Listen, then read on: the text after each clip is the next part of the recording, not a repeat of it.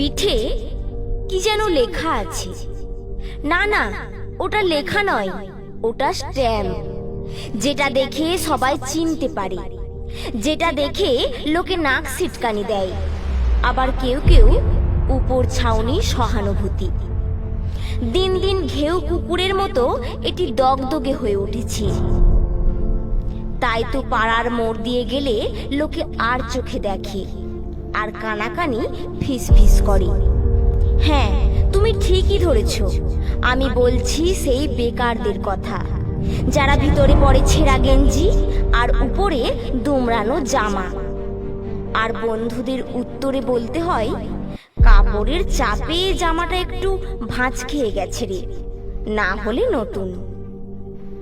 এটা যে শুধু ভাঁজ নয়, এটা বেকারত্বের স্পষ্ট বলিরেখা, যেটা দিন দিন নিজের সংখ্যা বাড়িয়ে হৃৎপিণ্ডকে স্তব্ধ করতে চাইছে।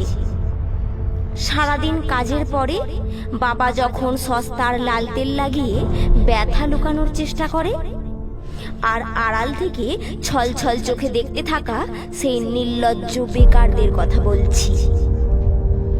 বছর ঘুরে আগমনের সুরে, মেঘের ভেলায় কাশের দোলায় যখন মা আসেন তার বাপের বাড়ি, সেই আনন্দপূর্ণ মুহূর্তে বাবা মাকে একটা লুঙ্গি, একটা কাপড় না কিনে দিতে পারা সেই বেকারদের কথা, যারা চোখের জলে বালিশ ভেজায়, আবার তারা কাউকে বলতেও পারে না।